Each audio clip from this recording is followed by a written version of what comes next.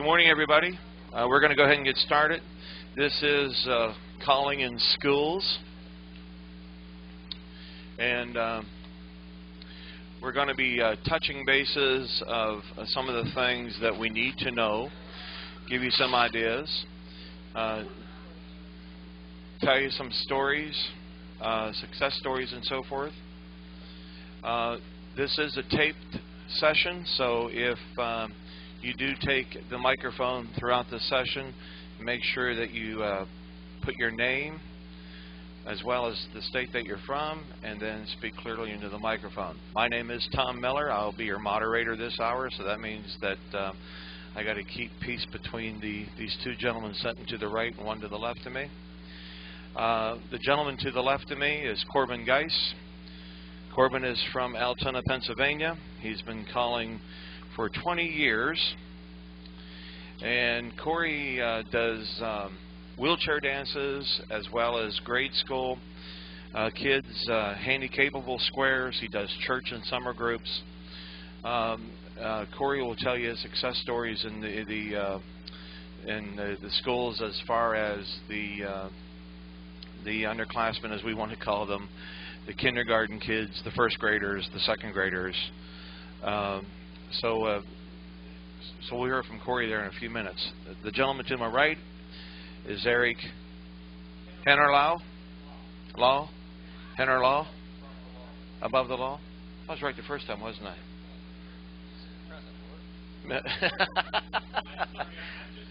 Oh, that's understand. That's understand. Eric is from the San Francisco area in California. And at this time, I'm going to turn the microphone over to Eric. He can touch bases a little bit more about his area that he calls in, as well as the schools and so forth. We'll hold our questions until the latter part of the session, not unless we really think it's important that it's an important question that you may have. So we'll pass the microphone. We only have one microphone, so there's going to be spaces between from the time that it gets to you and back. So we need to move quickly across the room to make sure that's can happen, and make sure the tape's not blank. We don't want no blank tape when people listen to this. At this time, I'd like to turn the microphone over to Eric, and he'll let us start. Thank you. Good morning. Tom Miller. Yeah, okay. My name is Eric Henerlau, and I'm from Corte Madera, California. And if you know where Corte Madera is, I'm impressed. It's just north of San Francisco. I started dancing when I was 16, when at my local high school, the PE teacher brought in square dancing as part of the program. Actually, he did it. The PE teacher just did it. Phys ed teacher, whatever you call it in your area. And he just taught some basic square dancing. I don't even remember the moves we did at all. I just remember I really enjoyed it. That's all I remember. Shortly after that, I was dating my girlfriend, and the guy next door was a square dancer and came over and handed us a square dance flyer to join a beginner class. I took it away, and I was just, hey, this looks like fun. And I showed it to my girlfriend, and we was great. So we joined a beginner class, and that was that. So there's a lesson right there, which is no matter what, it always helps to just hand that flyer out to somebody. You never know who is going to take that flyer and join that beginner class. You just don't know. So you just flood the market with flyers. So we started square dancing as teenagers, and belonged to a teen group in our local area for a while. We also danced. We went through lessons with an adult square dance group. We were avid square dancers. We loved dancing. We were dancing 4 and 5 nights a week. And at that time, there were a lot of square dance groups in our area, so we could find dancing any night of the week in any part of the county. We went up through the advanced and challenge levels of dancing. So by the time I was 20, I was dancing C1, and I was just having, well, they didn't call it C1 back then, but whatever they called it, that high intermediate or something, and some quarterly selections or whatever. We had a great time with them. So I started calling when I was 20. So this year I celebrated my 25th year of calling, and I've called for various groups throughout my career. I taught beginner classes, hundreds of beginners in beginner classes. I've called for mainstream plus advanced and challenge groups. I have 2 children who are now 21 and 17. And when my 21-year-old was a freshman in high school, in our local high school, he came home one day and said, they're doing square dancing in school. I that's interesting. There's something near and dear to my heart. So I went down to check it out, and I saw what they were doing, and they had the PE teacher there with the kids dressed down in gym shorts and all that in the gym, playing an album. I don't remember who was on the album, but I remember it was Hinky Dinky Parley Boo was the song, something along that line. So the kids had this look on their face that was like, well, like the TV show, Please Shoot Me, It was, interestingly, the PE teacher couldn't see that. She said, "Man, this is so much fun. They're having such a great time. Look at them out there." And the kids are just dying. They just didn't want to do this at all. So I didn't have, I didn't want to say anything, but I did say to the teacher, "Listen, this is, as Richard, my son, told you what I do. I'm a square dance caller." He mentioned that. I said, "Well, listen, why don't I come in and do a program for your students?" Because I'm thinking that a live caller is better than a record any day. So I said, "Oh, that'd be great." So we set it up for the sophomores for the next year, or that fall, I can't remember. And so that was my entree into this. So it came as a function of my son in school who told me they were doing square dancing, and I came up and stepped up and said, "Listen, let me volunteer to do a program so you don't have to use records." And everybody recognized the value of a live teacher versus a record. So I started a program there, working with the sophomores in the school. We picked that age group because somehow it fit in with their curriculum. In California, physical education is mandatory through the end of your sophomore year. It's optional beyond that for juniors and seniors unless you're part of a sports program. So I wrote a syllabus, outlined the calls that I would teach. I put in the definitions of the calls, lifted directly off of the official definitions from CALLERLAB, put them in there, and I put in some history of square dancing, which I put in a little bit of history of square dancing from the beginning of time, beginning of how it started. First there was dirt. No, back when Tom's, no, it was where the roots, the French quadrilles and the English country dances and all that, and how it came to America, and then the Henry Ford, and then the Lloyd Pappy-Shaw dancers, and how it took off in the 50s, 60s, and 70s, and so on. So I did a little bit, like about 2 paragraphs of history per page. One page was like 1 week's worth of calls. I think I've since had Cal Campbell correct me on some of the history, and he's going to clean it up for me because he's the authority on this, and I do need to get that straight, and exact wording on history. But what I did was I broke the session up into a six-week session, 6 weeks. 1 day a week for 6 weeks. So 6 sessions of teaching for the dancers. I took time off work, so I came in and did it as part of the physical education program during the day. There were 7 PE classes during the day, and so I set up and started at 8 o'clock in the morning and went right through to 3:10 in the afternoon, and taught for all 7 periods all of these students, these sophomore students. I learned a lot about teaching students in this process. First of all, I'd never really taught in a school environment, and the very first thing I learned was how much respect I have for school teachers as a whole. And if you're not a school teacher, you really should, if you're a school teacher, you know what I'm talking about. If you're not a school teacher, you really need to stand in that person's shoes for a while to understand what it is to be a teacher on multiple levels. And the level, one of the levels that hit me more than anything was I was teaching a program for, it was a 50-minute period, so about 40 minutes effective time to work with the kids. I was teaching that program 7 times in a row. And by the 7th period, you're just on autopilot. Your brain is numb because you've been doing the same thing for 7 periods. And I think, teachers have to do this all the time when they're working with students. But you learn to say, even though it's the 7th period, at the end of the day, you have to have the same enthusiasm like it was the first period, the first time, because it's a different set of students every time. So, in the course of 6 weeks, I teach about 25 calls. Now, because it's compulsory, physical education is compulsory in the school, every sophomore is in the class. So every sophomore in the high school is taking square dancing from me, which means some kids like it, and some kids don't. And that's just the way life is. You don't like everything in life. So you're always playing a balancing game of trying to make sure you keep things moving forward and teaching the kids and dealing with those that are kind of dragging things down, but not letting them drag you all the way down. And that's again where I gain tremendous respect to teachers and how they can move a class forward, keeping everybody along with it. In those 6 weeks, we teach 25 calls. The calls that I teach, I pick the calls that I want to teach in the 25 weeks, and they're not strictly out of the CALLERLAB teaching order. I teach what I call functional choreography. Functional choreography is stuff that I can call where I can hand the microphone to Tom, and he can just move them around the square and just keep them going. You know, they're all what I call core building block calls. We talked about this yesterday in the alternative mainstream teaching order session. Star through, pass through, bend the line, California twirl, dive through, square through, right and left through, ladies chain. So those are the kind of core calls that I make sure they know. With those set of calls, they can move all around the square, and I can mix it up, and I can actually make it pretty challenging. Every year I do this. This is my 6th year of doing it. I just completed my session 2 weeks ago with them. Afterwards, on the last day, I take a poll of the students to find out what they like and don't like about the class.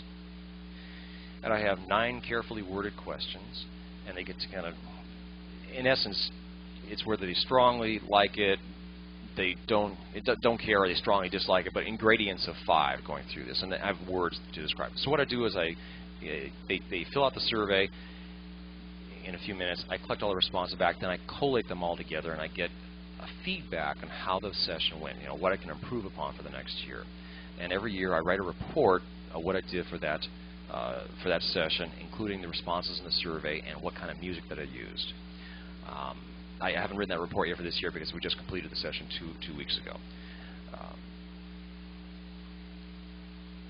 In that, I learn what the kids like and don't like, and sometimes the results are pretty surprising. That like what I think would go pretty well, they didn't think went well, or vice versa.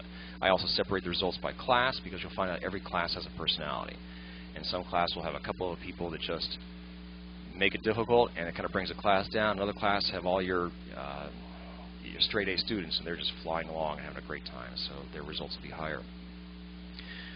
But I compile the results, and I put it together in a report. I'll make it available after the convention, after I get home. I'll finish writing the report out, and I'm not sure the best way to publicize a report this way. I can email it out, or people can email me for the report. I'll be glad to send it as a Word document. Let me give you a little bit of description about how I actually physically do the program. First of all, if anybody's ever done a program where you start calling 8 o'clock in the morning, Mel, I know you have, it's just different. It's very different at 8 o'clock in the morning to be fired up like you are at 8 o'clock at night. It's just, you know, you're getting up there and you're getting going with the kids as well. And then to keep that energy all day long until 3 in the afternoon. We set up in a gym, and I talk to the students before we start. I talk to them quietly without a microphone. I bring them all around in a circle.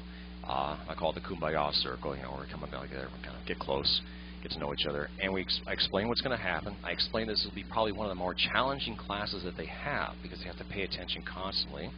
I appeal to this is a good school.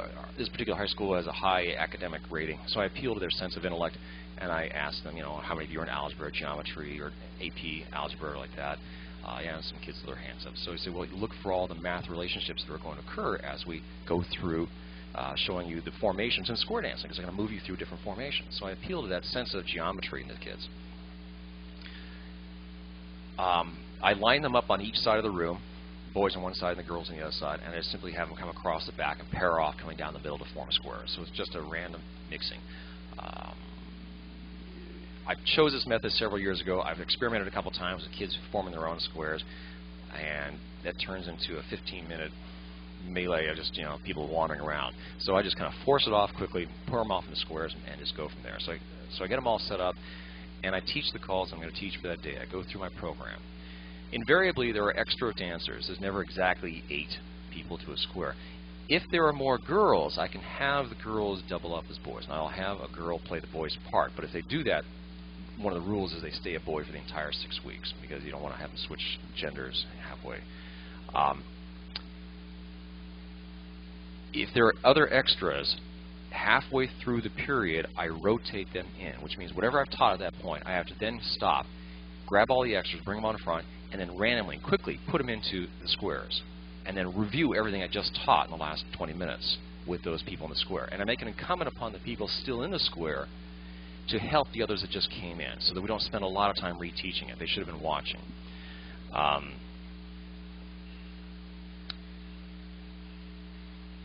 Generally, the system works very well. Let me tell you what I'll use for sound. I don't use a regular turntable with a yak stack. Teenagers have expectations of a sound system that's going to it's going to be something they can appreciate. So I use a more elaborate sound system, and in particular I use with the students, I use I'll give you the technical spec. Electro Voice SX200 speakers. Hilton sells them. They sell the SX100, which is a two-way speaker up there with a 12-inch woofer. And I use subwoofers too. So I have two subwoofers and two tall speakers, and then I have a rack mount amplifier system with the crossover and bi-amplification for the subwoofers and the regular. So it's not about being really loud. It's about having really good quality music come across. So I can have that there. I use a wireless microphone, headset, and I walk around the floor. I'm constantly walking around the floor as I'm walking the students through, because in the back of the hall, way back there, they're talking and they're fooling around. They're not paying attention. But when I walk down the aisle and I get to the back of the hall and I'm talking to them and saying, okay, what's the problem? How's it going with the star through in this square? All of a sudden, they're paying a whole lot more attention. So when I walk around the hall and get very close to them, they tend to pay a whole lot more attention to what's going on at that moment. Some of the classes are single class, some are double class. So the single class will have 3 to 4 squares. The double class will have 6 to 9 squares. So my biggest group I had was like 10 squares at one point for one class, one period. And I would walk, make sure I had to walk around, because the people at the very back of the hall will get lost in the sense they're not going to pay attention as much as the people in the front of the hall. So I make sure that they're all incorporated in the process. On a music side, this year I used exclusively alternative music, and I'll give a list of that too when I write my report up. But they include things like Madonna, like Go-Go's, like Eurythmics, Vitamin C. These are Right Said Fred, I'm Too Sexy, things like that. And the kids like all of that. They really do like that kind of music. It works well. Now, occasionally I did throw in, well, actually not exclusively, I did a couple times throw in like Thunder Romp on Lightning or something like that toward the end, just because I ran out of alternative music. You couldn't keep using the same music over and over again. I always change music since I'm calling for them for 40 minutes straight. You can't play the same song for 40 minutes. Even you go crazy listening to that. So I at least run 3 or 4 songs during that time period. The format for teaching the kids, for me, that I've found that works, is to walk them through it, to call it for a while, find out where the rough spots are, stop, walk them through it some more, whatever it takes to get them through. Kids will look like they're bored and fooling around and not paying attention, but they really do get it. They really do. So you want to make sure that they understand what's going on. And then the last 5 minutes of the class before the bell rings, I always ask them, are you ready to do it full speed? And that's when everything changes. So what I will do at that point is pick some really fast, upbeat music, and I will call 900 miles an hour in the material that they know. And that's where the kids light up. They really light up. And they say, some kids will fall apart and they just won't get it. Because you get 1 or 2 people who are dragging their feet, they don't want to do it. But the rest of the squares that do want to do it, they are like so on fire at that point. Because now they're paying attention, because you've been dragging out for a while trying to get everybody taught on the calls. They're going to go and they're going to find that corner alignment, and they will start whooping and hollering. And when that happens by the 3rd week, you know you've actually hit home, and they get what square dancing is all about, how much fun it can be to be successful in going through all the movements and then finding your corner and a partner and right and left grand, and that it just is a lot of fun. They get that at that point. But I save that for the last 5 minutes. At the end of the 6 weeks, I give an opportunity for anyone in the class to try calling if they want to do that. So I write some material up, some simple figure materials with the choreography that they are familiar with, and I write that up, and the people that come up, boys or girls, doesn't matter, and I usually get 1 to 4 kids per class that want to do this. So I'll give them a microphone, they'll read the material and go through it. And they'll realize also quickly how it's not easy just to pick up a microphone and start calling. And there's a lot, because they'll start calling and the kids won't even react. And so it's all about, how do you get people to do what you're calling. But they have a lot of fun doing it. So the kids enjoy it because they're working with their peers, and it's a big thing back and forth. I've been doing this for 6 years, and I've enjoyed it very much. My daughter, my younger child is a daughter, and she went through it a couple years ago. She's now a senior there. And after this last class, we had a lot of momentum. We're going to try to form a square dance group out of it, a team square dance group, which I'm working on as we speak right now and starting in a couple of weeks to see if we can get one formed out of the school. I'm using the terminology of a square dance team like a competition team because I appeal to their sense of competition. And teenagers relate on that level. They relate on the level of saying, you know, if I can be successful and compete and be great, you know, I'm really interested. They may not fully understand the recreational aspects that we understand as adults at this point and the non-competitive aspect, but they will appeal to the competitive component of square dancing and winning and being successful, whatever that means. So I talk about the Northwest Pacific competitions. I talk about the California State Square Dance Team competitions. I talk about the National Square Dance Team competitions, which there isn't one, but by the time they get there, we'll make one up. So we'll see if we can get something going out of that. And out of this morning's meeting panel with the Calling in Youth, talking to Bob, I will also probably incorporate some specialty styling figures from Louis Pavishaw, the cowboy dance stuff where the guys can really show off the teenagers, where the girls are flying and things like that. I'll see if I can incorporate that into the program as well. I got to tell you, though, it's funny for me to talk about all this because I know several of you out there have a far more experience calling in schools and calling for youth than I do. I was listening to Mel yesterday talking, and I hope you'll talk today too, as well, and share with this group what you shared yesterday about your experience calling in school, in the colleges, and how that's worked. I guess that's about it for right now. Okay? Okay, good job. Okay, Corbin. Morning, class. Thanks, Tommy. To start with, I know Eric does mostly the high school level, and I like to teach the little kids and the big kids, meaning the elementary level and the college level. When I do talk to other callers and they ask me how low do I go, I start at kindergarten. Kindergarten through 6th grade are my favorites, and usually after I say that, a lot of them say, kindergarten? Kindergarten? Yes, kindergarten. And some of the things that I do with the kindergarten, first of all, does everybody have one of these glowing fluorescent green things? If not, Frankie Boy will take care of you. Oh, Frankie Boy, the pipes, the pipes. It is. For the tape, that's Frank Lescrinier, the $1 million man with that bat last night. Anyways, has anybody gone, and Jerry Hardy knows how much I love little kids, she's being a music teacher, and myself being an art teacher, we kind of know how to deal with the kids to begin with. Has anybody taught a square dance or some sort of dance to 5-year-olds before? Isn't it fun? Now, some of the things that I'm going to say, I'm just basing on experience. You probably have success stories too, and this is what it's all about, the more input. The two things that I'm constantly trying to do with 5-year-olds is look and listen. Look and listen. And some of the people in the A2 group that I do don't look and listen, but I do some Simon Says stuff. Has anybody listened to Jerry Helt last night when he had us sitting in the chairs and leaning left and leaning right with that type of music? A lot of Simon Says stuff. Stomp your feet, look up, look down, look left, look right, lean. Trying to get them to listen to the caller and the music. I don't do musical chairs because it ends up looking like the Worldwide Wrestling Federation sometimes. I don't do musical chairs. Some people do the musical chairs. Hokey Pokey, chicken dance, pulling those classics out where there's actually somebody calling, put your right foot in, put your left foot in, are good ones to use. I use records. I still use my vinyls because I know a lot of the kids like the Mickey Mouse March, and I do that one. And when they come up to me and they look at my records and they say, "What are they?" I take two of them and say, "Mickey Mouse ears."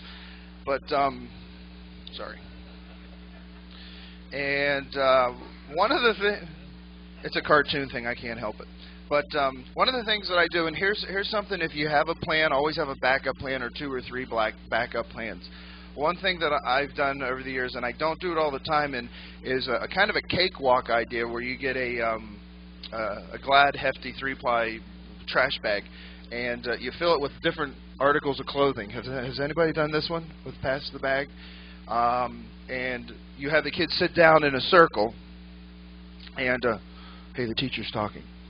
And they sit in a circle, and they have this trash bag, and there's usually their teacher in the middle helping them pass the trash bag around, because 5-year-olds with a trash bag. They're passing it around, and I have the music on, and as soon as the music comes up, whoever's holding it has to reach into the bag and pull out an article of clothing. And I usually go to the thrift store where you buy your clothes, and have really funny-looking things for them to wear. Now, over the years, I've learned some stuff about doing that. This is your do's and don'ts. One of them is, if there's 12 kids sitting in a circle, you better make sure you got 12 articles of clothing in there, because if some kid doesn't have one, there might be some tears. And another thing is, if the music stops, does everybody understand this concept that I'm doing? If you stop and some kids say, I don't want to put it on, keep the bag going. Just some do's and don'ts when you're working with the really, really young kids. Everybody have one of these? I'm just going to kind of... I'm a visual learner. This is a quick reference of what I did, just so I can do this within about 10 minutes, of the Scholar Collar and the Dollar Collar. Believe it or not, there's a collar that I know of in our area that already has his set rules, and this is how he does it, and he doesn't adjust to any way. And this is kind of a know your audience thing. It's very simple. Number 1 on music selection, patterns and singing calls, contemporary hits and upbeat music for the youth. I use a variety, and listening to Chrissy and Bob in the youth panel before, we talked about music. So, just banjo and fiddle for me. Some people still use that. There's nothing wrong with it, but I like to use a variety. Schools hire you because old instructional records aren't as fun, and they skip too. Number 2, on preparation, do your homework. That's just like I was telling you with the plastic bag concept, passing it around. Have a plan and several backup plans. Present a syllabus. You okay? Hey, I just show up and call what comes to mind. That's how I run my clubs. Believe it or not, there's some guys out there that do it that way. Teachers and principals crave organization and hand out flyers with lots of info, lists, and goal-setting ideas. Number 3, knowing your audience. That's a big thing. I'm not going to sit here and read all of these to you like we're in kindergarten, but some interesting things here. On attire, a lot of guys, when they go into the schools and lady callers, don't know what to wear. And I think you should dress country western, but you should dress comfortable. Is that in that movie, The Electric Horseman? Wasn't that with Robert Redford? He had the lights and stuff. Okay, you know what I mean. Okay. On dancing, teaching different styles is sometimes good for both the students and the instructor. Why not squares, circles, lines, and some contours? And if you look on the back, I have a couple suggested books that I know of that I use as kind of like a little Bible. I think Tommy does strictly squares when he goes into his schools, and I like to give him a flair of a little bit of everything. Going back to many people learn different things in different ways.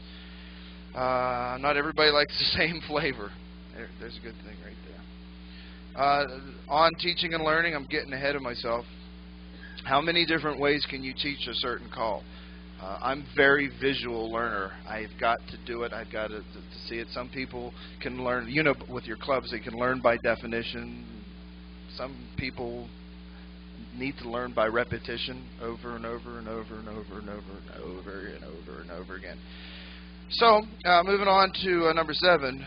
On making the principal smile. Sell square dancing to the schools as a gym, history, music, and math class. That's something I actually had in here before. If you haven't even entered the schools yet, I've learned over the past few years how I got into the schools was I was an art teacher and they already knew me, and a kind of a word of mouth type thing. But I've known some callers in different areas who email me and say, how do we get started? And I have a little note here saying, before going into the schools, write a fancy letter of introduction about you, the caller, and square dancing in general, and what you'd like to accomplish on a short-term basis. Now, this is up to you, this next part. Write and send the letter to, I say 3 different people. Some people just send it right to the principal. And I've just known over the years the principal doesn't always see what comes over their desk. I, taking those different subjects, send one to the principal, the music teacher. I'm brown-nosing to the music teacher back there, Jerry Hardy, and the gym teacher. And if you really want to get in the school, send one to the assistant principal, the math teacher. There's lots of mathematics and square dancing, and the history teacher. One of the schools I went into before, the history teacher was the guy that jumped on it, and I had to prepare a bunch of history, which was great because you can go right to the dosido.com and get lots of good stuff. I think the more eyes that see a type of an introductory letter, the more interest. And then finishing it up is on number 8 here is what Eric said about being a team player. The scholar caller standing up there with his X's and O's. It looks like his John Madden football plan there. I like to think of the caller as the coach and couple number 1 as the quarterbacks of a great team. And when I go into to teach to the little kids, I'm thinking 3rd, 4th, and 5th especially. The golden rule has always seemed to work for the tape. That was me knocking on my head. It was the golden rule: give respect and get respect. And I, so far so good. I haven't had too many difficult problems with the teaching with the little kids. I'm going to hand it over right now because I'm not going to get into the college levels unless we go there. All right, thanks, Cory. Let me touch bases a little bit about what I do at the area high school that I graduated from just a couple years ago. Just a couple of years ago, and it was kind of neat. I go into high school, 9th through 12th grade. That's what I teach. And how I got into the schools is kind of like a 2-part deal. I call for the handy-capable group, and one of the clientels that comes to the handy-capable dance, their neighbor is the person in charge of the handy-capable at the high school. And through phone calls, she asked me if I'd come in and do a program for her handy-capable dancers at the phys ed. And so I agreed to go into the high school, and it was accepted very well. The phys ed teachers was kind of impressed that what I was doing with the handy-capable people, but nothing was addressed at that particular time. The following school year, I just happened to be at McDonald's having a salad. Really? No dressing. And, oh, shut up, I'm talking. No, anyway. And I just happened to be sitting there, and the principal, they just hired a new principal, which I had known. And how I known that principal was he owned a recording studio that I used to record at years ago. So he joined me for lunch, and I congratulated him on his new position as the principal of the high school. And he asked me if I was still recording and calling square dances, and I said yeah. And I says, you know, I'd really like to come to the high school to teach the kids. He says, done. And I says, well, don't you think you need to get it? He says, I'll talk to them.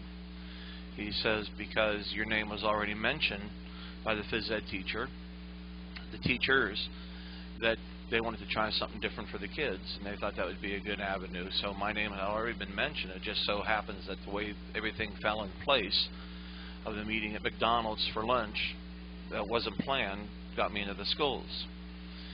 I went in the next day and met the vice principal, who at that time was a teacher when I went to school. I had Mr. Monica when I went to school there in the 70s, and they hired me anyway. Yes.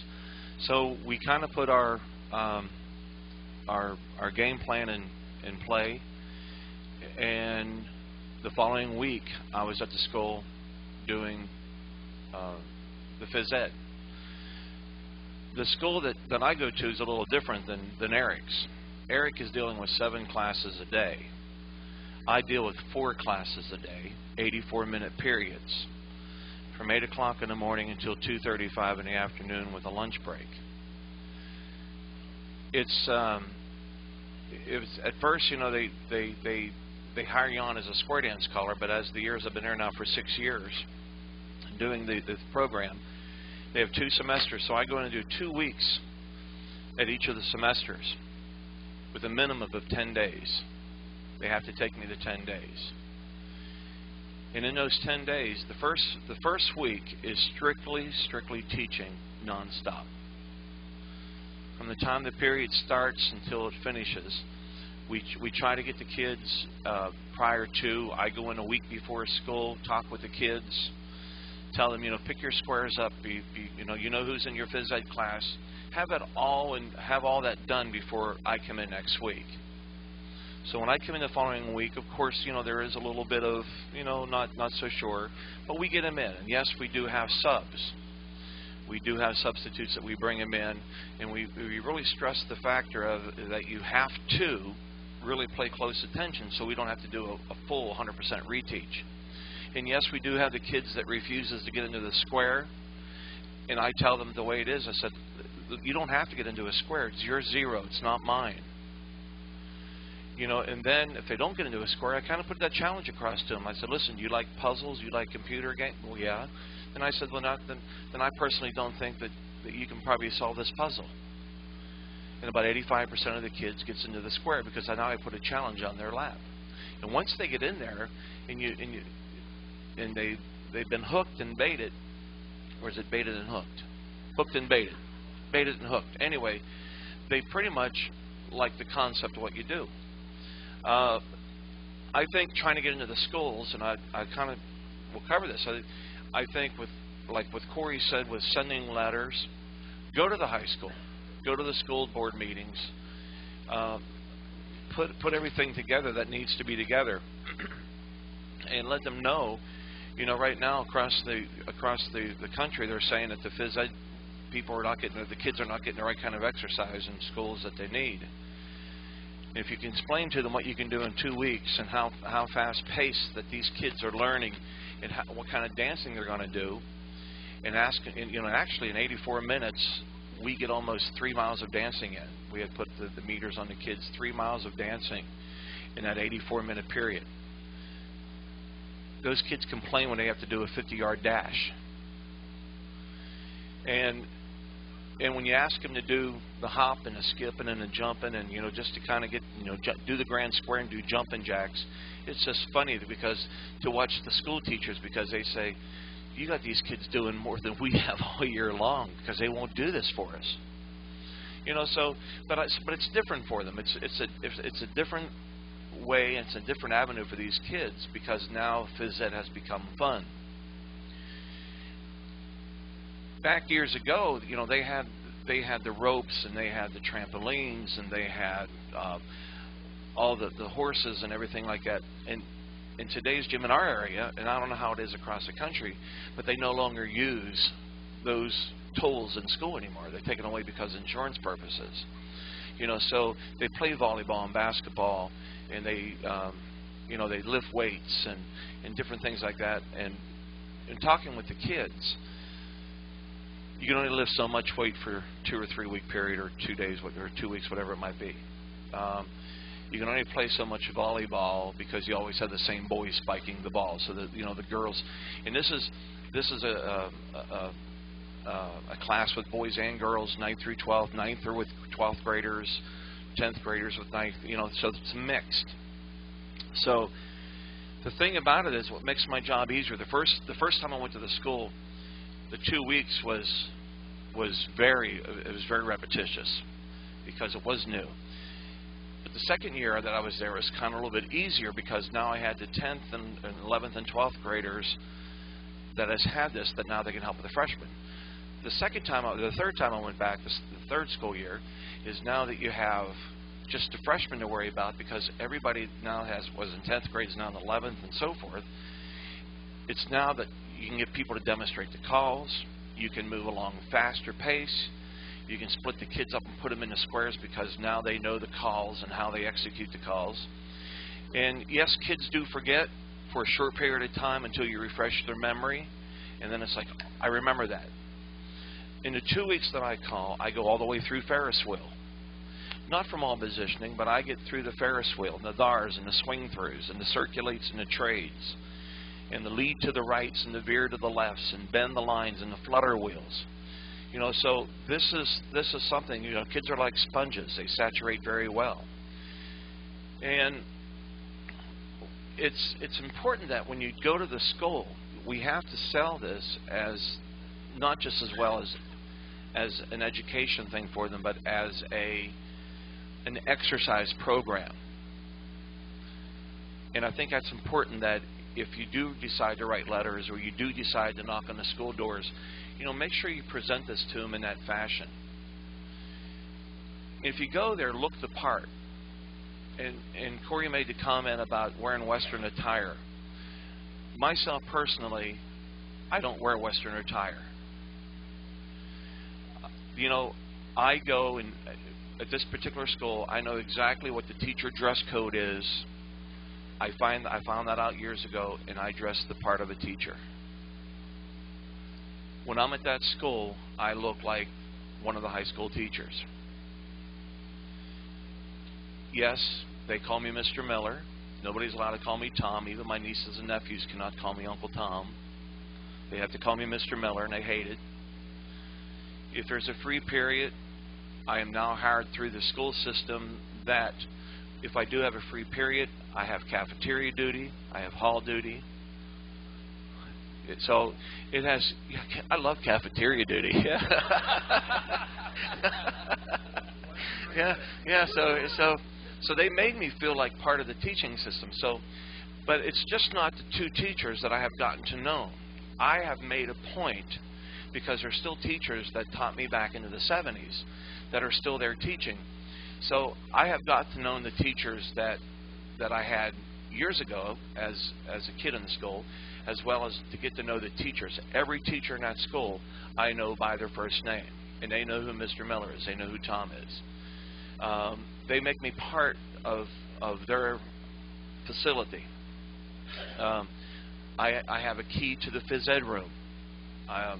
It's just kind of neat that when I get there, I put on my ID, and they give me a key, and they give me my duty list for the 2 weeks, and it's just, they make you part, and that's important to kind of get into that, because you have the responsibility now that as an instructor, as a square dance instructor, you're now responsible for sending people to the office, you know, if they decide that you don't want to do that. So I have all that role other than the square dance callers. But this is just my story. I mean, not everybody is going to be capable of doing that.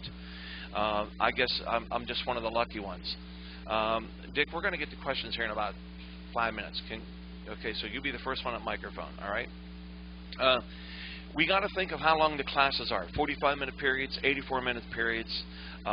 Whether you go in for 1 day, or whether you go in for a series of 6 weeks, whatever it might be, whatever it is, we have to sell square dancing to these kids.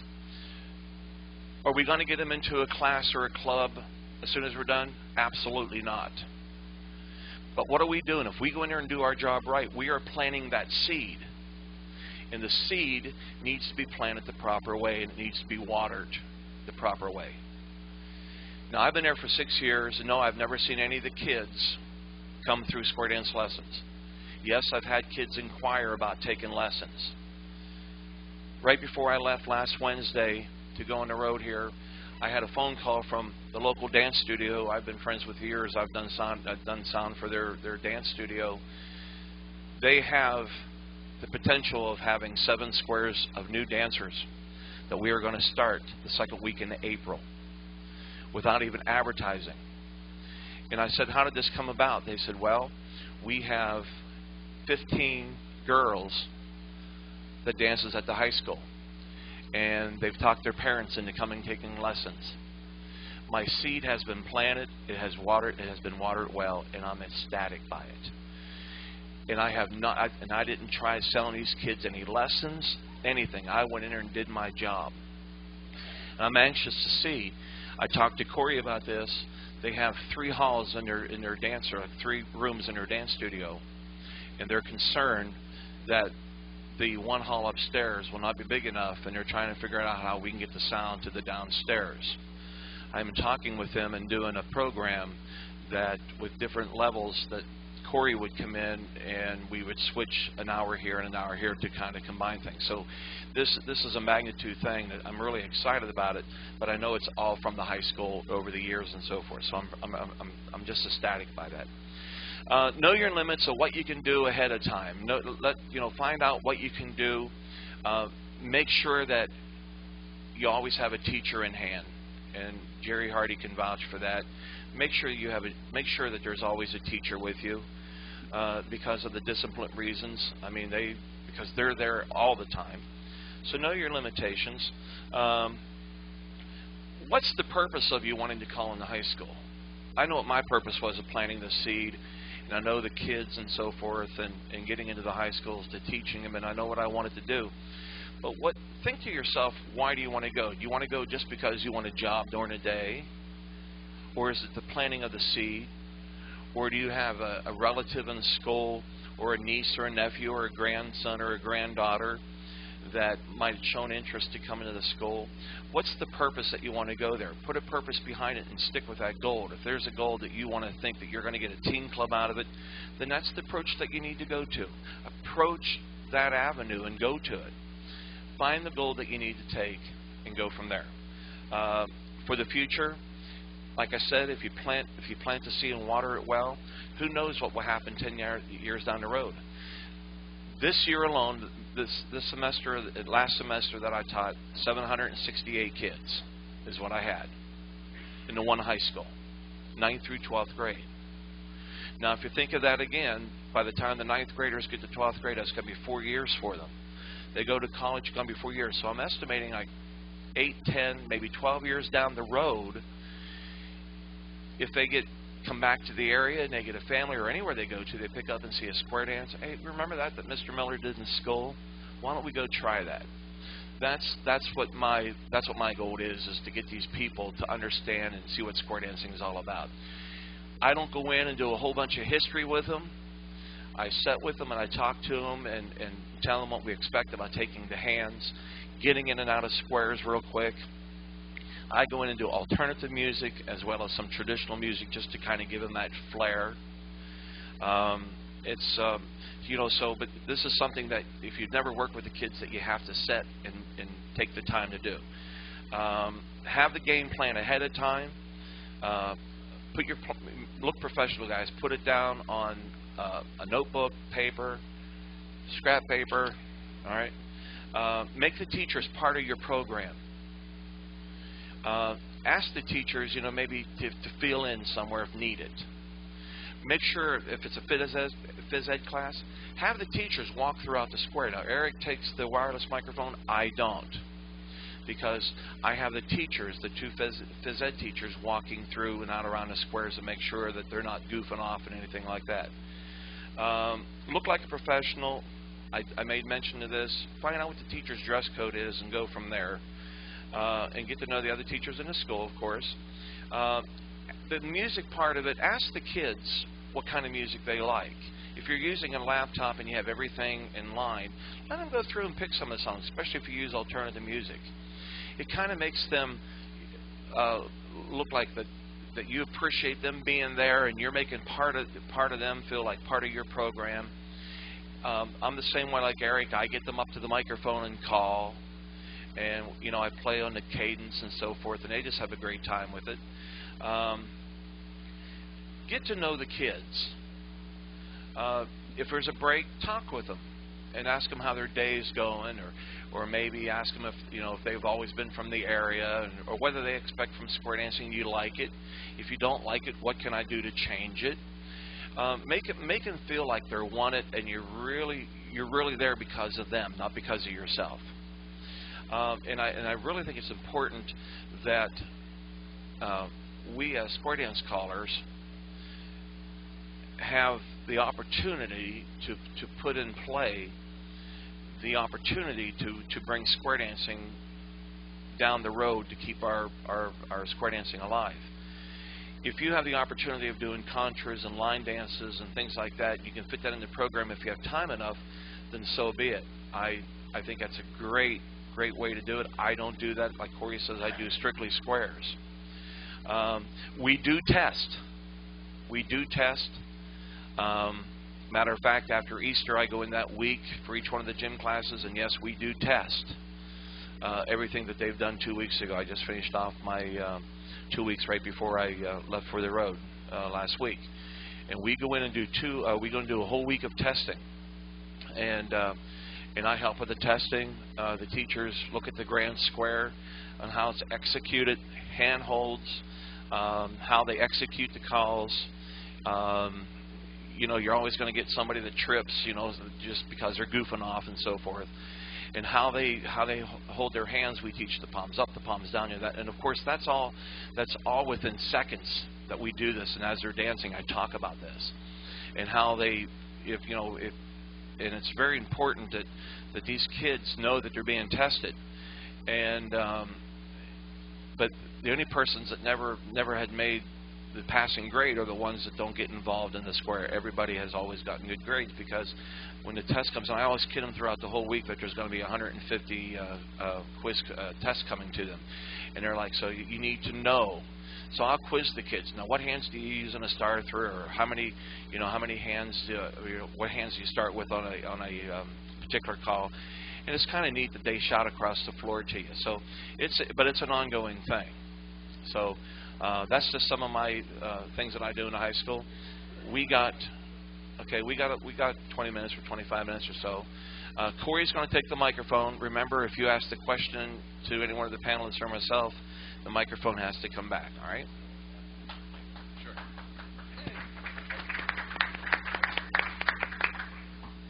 Salads at McDonald's. Huh? Okay. So I want to add something just briefly to reemphasize the last part here. One thing that I learned, very important, when I first started doing it, I was just being a caller and teaching, just one-way communication with the kids, and they respond to the extent they respond.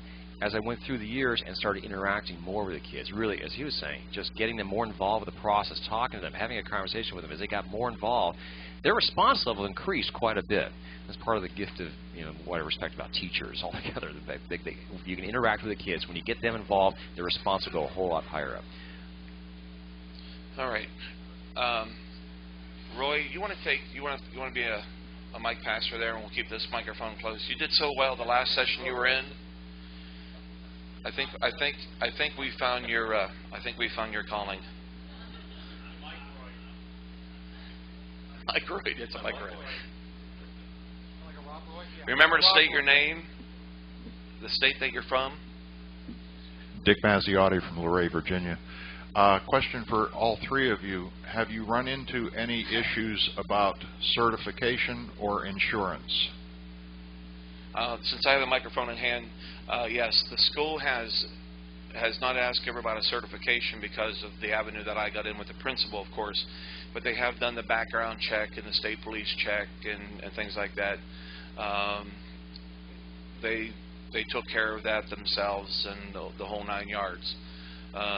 They did because now, since I'm classified as a part-time employee of the high school, that's one of the criteria. If you're going into the high schools and to teach, it would be smart that you go do that yourself. Have all of that, and that's part of the game plan. and of having your clearance with the state police as well as the whatever the name is, Jerry, what's for child abuse. Make sure you're not any kind of an offender of anything like that. What's that called? Jail. Yeah. I'm sure that's probably what it is. Yeah. So they have it on file. I think they're good. I think for 3 to 5 years or something in that range. So get that. I think it costs $20 for each or $10 for one or the other. And it's kind of neat because now you can go get copies of them made and so forth and have them if you go into any other schools. And that's really a smart thing to do just to cover yourself. As far as the certification, the other schools that I have gone to, I got through them schools because of the first school sending letters and so forth. So no, I never needed a certification to go into those schools. I too also teach kindergarten through 8th grade at the Procure school that my 2 daughters go to school. So I'm there for 2 weeks as well throughout the year. And I volunteer there when I'm not teaching square dancing. I volunteer there twice a week in the cafeteria.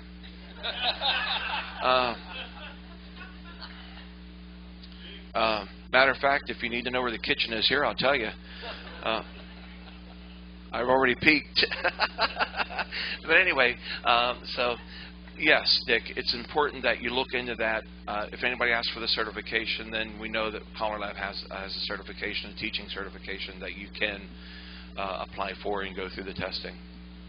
Just to comment on that, and then Jerry was next.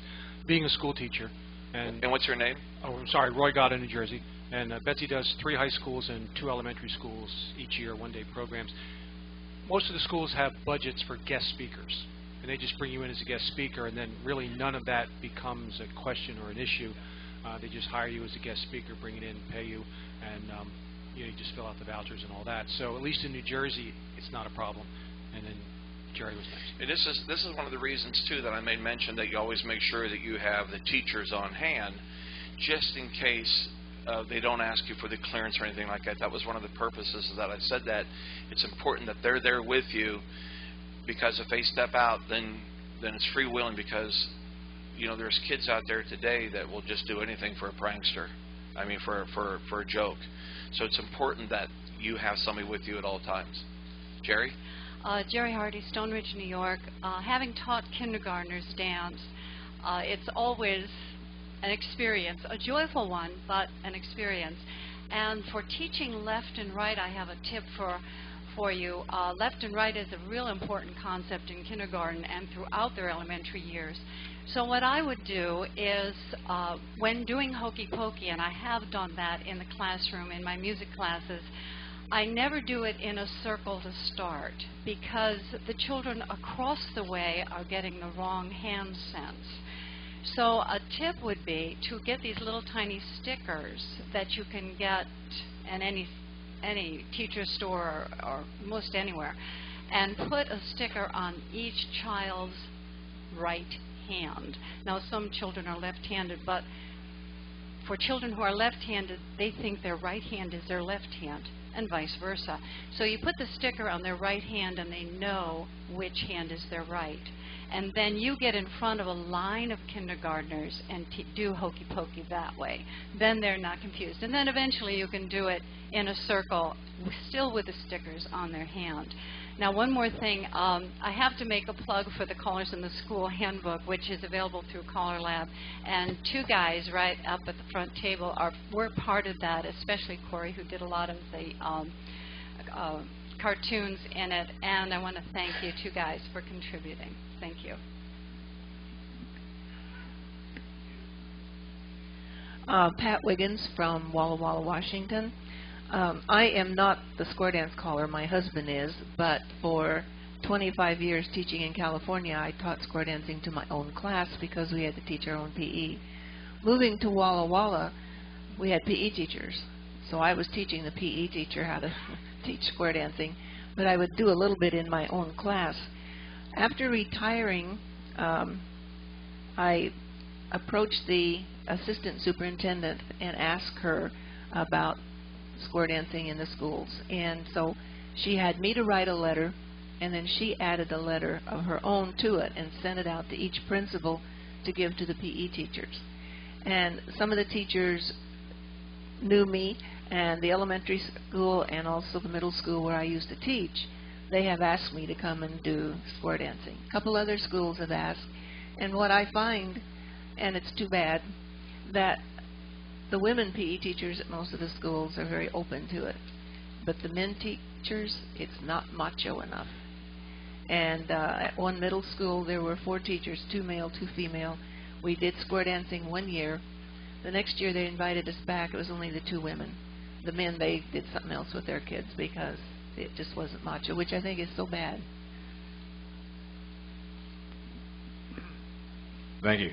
I'm Ken Deesford from Murfreesboro, Tennessee, and I probably live in one of the largest, fastest growing communities in the world right now.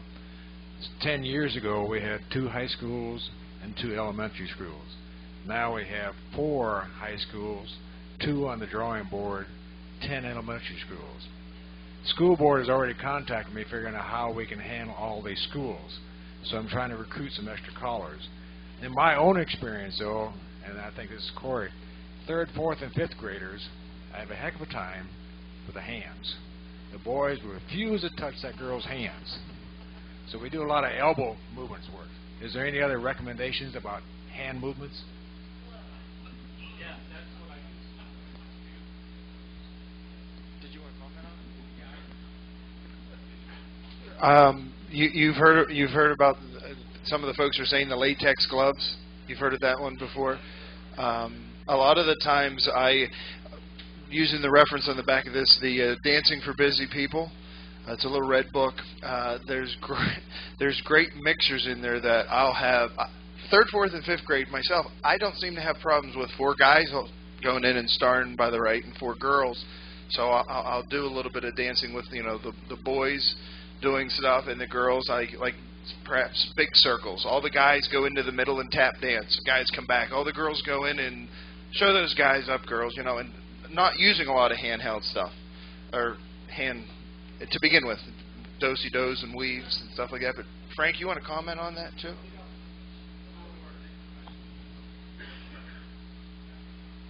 I was asked to comment on.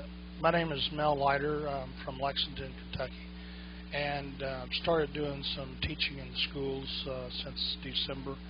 And it happened kind of by accident because I was doing stuff for the state parks and for kids and adults and grandparents all together, doing things together at the campgrounds, and was invited to teach 4th, 5th, 6th, 7th, and 8th grade classes, an hour each at one of the schools.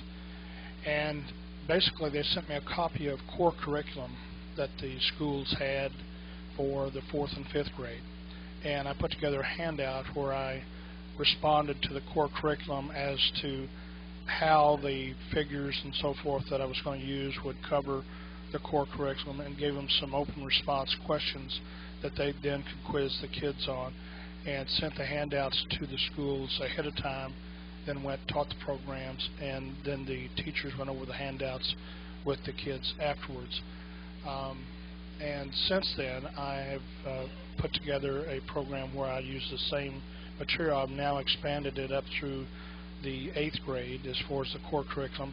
There's also 9th, 10th, 11th, and 12th on an internet site that we can go to in Kentucky that will give you the core curriculum through all the different age groups, and then you can put that together and send out. And also there's a site that tells you all the schools in Kentucky, so I went to that. And once you get into the counties, it tells you the superintendent, the principal, each of the teachers, and each of the other schools within the county. So I sent an email to about 176 schools in Kentucky, and I got 30 responses back almost immediately, and have scheduled those dances that I've gone in. I start out with the Hokey Pokey, and a question here about putting the sticker on the kids' hands. When you're standing in front of those kids, are you facing them, or are you turning away when you do the Hokey Pokey? Because if you're facing them, you're doing the same thing that you were talking about across the circle. because your right hand is their left hand, so you have to be facing away. But then I start out with Hokey Pokey. I then get them into circles, teach them forward, back, circle right, circle left, right, left arm turns, dos-a-dos. I'll get them into squares and teach them square identification, and then reuse the material I used there. Also in the circle, I'll put them in, what is it, circadian? I can't remember the, Sicilian, thank you. Sicilian circles. And I'll teach them dive for the oyster, duck for the clam, bury in the cage, star right, star left, and then pass through. And I'll have them go on to the next. And then I'll put that together in squares, and then I will take the squares and form lines and do a simple version of the Virginia reel, and then end with a circle mixer. And as far as a way that I get them in squares, I'll have them in circles, have them hold hand just with their partner, and then circle up 4 with a couple next to them, and then circle up 8. And it gets them into squares all over the gym rather quickly, and then have them orient themselves so that their backs are to one of the walls. And that seems to work out. Now, there was something being passed around here yesterday and today, the ABC format for teaching, and I think it's something that would lend itself very easy to classes like this, where you could go in, you could teach your 8 or 10 basics, and then have some of the other A, B, or C that you could add, which might also give you a chance, particularly if you're going back for 6 weeks or something, to add into that, where you could have like an ABC dance at the school or something to help stimulate the interest. Just a thought.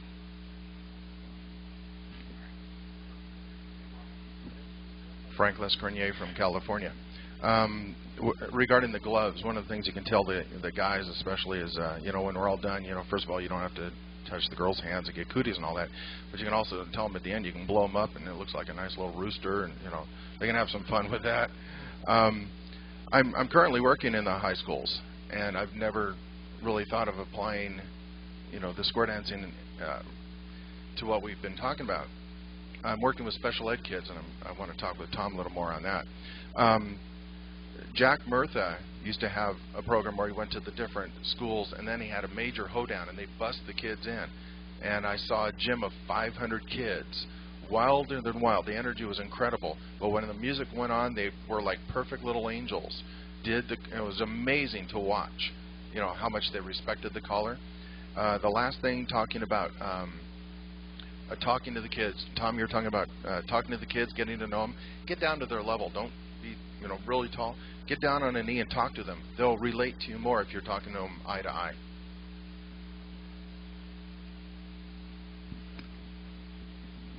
Back to the question about how to get the little kids to touch hands. Besides the gloves, there are 2 other things that I've heard work out really well. One of them is right at the beginning, when you first are doing your first talk to them in your first introduction. You tell them the teachers are all here, and you're going to get an extra 3 minutes to go to the bathroom and wash your hands after this class. And you get big long lines of kids in the bathroom washing their hands. The second one, which is more interesting, I think, you were talking about lining the boys up on the one side of the room, the girls up on the other side of the room. Yona does the same kind of thing. Everybody face the front of the room, round to the front of the room, pass right shoulders, high five, all the other kids on the other side going the other way around, all the way around the room to the foot of the room, left, passing left shoulders, left high five. High five is wonderful with kids. They love it. They understand it immediately. Girls promenade inside the set, high five all the guys going around. They understand it immediately. Once you've done the high five right and left, then you've got the guys on the one side, the girls on the other side. You can pair them up real quickly, but you tell them immediately, you've already touched everybody's hands. Nobody died. It's all right. We're going ahead. Ron Capping, New Jersey. Scott Byers, California. I use the gloves for the kids, but a little twist on that. I use like really bizarre colored gloves, and you can find them, and I find them as large as I can get them.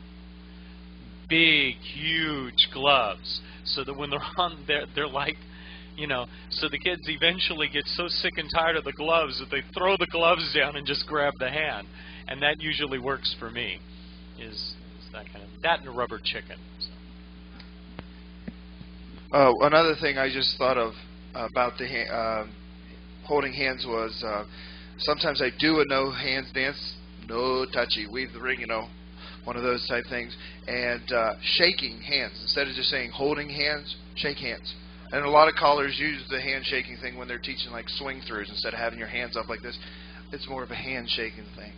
So handshake is just the terminology I use. Excuse me. Jerry Hardy, Stone Ridge, New York. I had a little clarification on the Hokey Pokey. There was a question of the gentleman in the front. He said, well, how do you handle it if you're facing the children and they're in a line in front of you? I often would do mirror image so that I would be on the same side as they were, and if I was facing them. And for control of kindergartners, you want to be facing them. But if you have other teachers in the room and you can't have your back to them, then you can use the same side, and that works very well.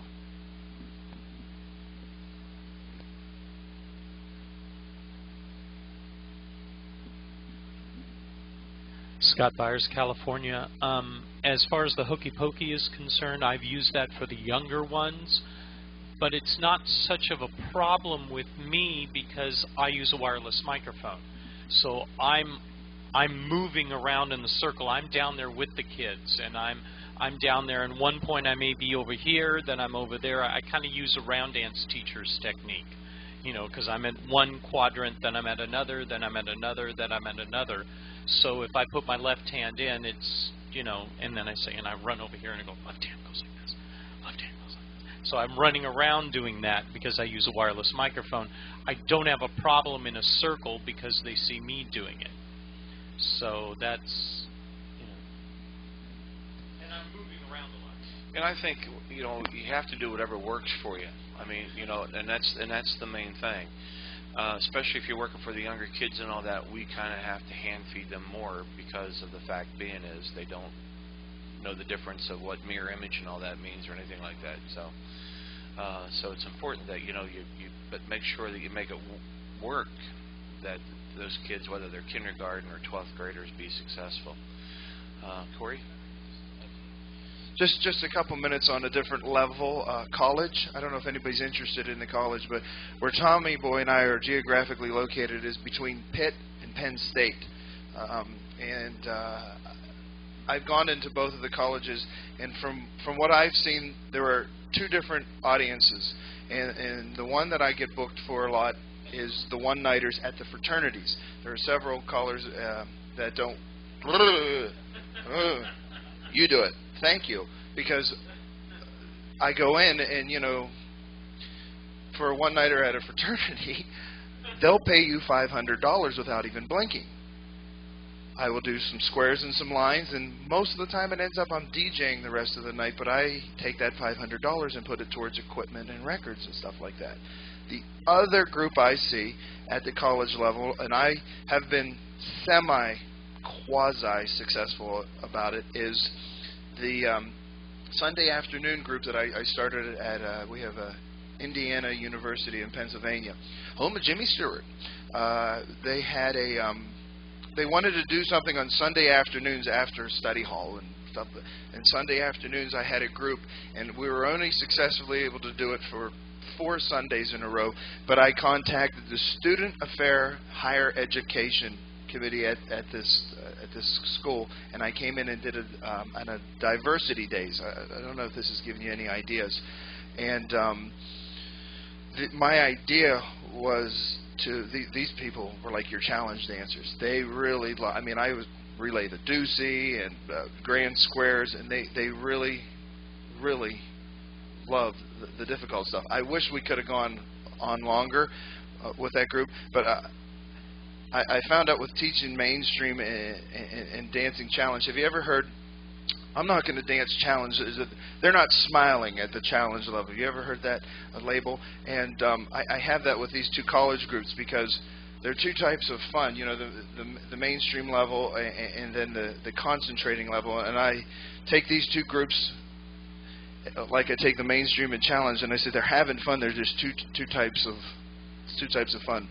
The fraternity gang would be my poker players, and the Sunday afternoon group are my bridge players. Sort of like checkers. My mainstream groups are the checkers, and chess would be for the thinkers. There's an intellectual type of fun. So I just wanted to tell you the two different types of audiences I've experienced with the college level, and that's early 20s. Yeah, just to comment, Cory, about calling out the fraternities. I know when Cory tells me he's going to go call a fraternity, I know I'm not going to be able to talk to Cory for the next 4 days or 5 days because he's nowhere to be found. So we're going to take one more, and we're going to do wrap up. Just a request. You guys have syllabuses that you've put together for teaching in the schools. Are they available? Yes. What's the best way for you to get that out? Can you post it up on a website someplace that we can download it? You can either email me and I will send it to you via email, or if there's a place on the website, I can do it through that. So let me just give my email address for the tape. If you want to email me, I'll be glad to send a report. Eric, E-R-I-C, at Eric Henerlau, ERIC, HENERLAU.com. So that's my email address. If you email me, I'll be glad to send you a report when I get it together the next couple of weeks. Syllabus, and a syllabus that goes with it.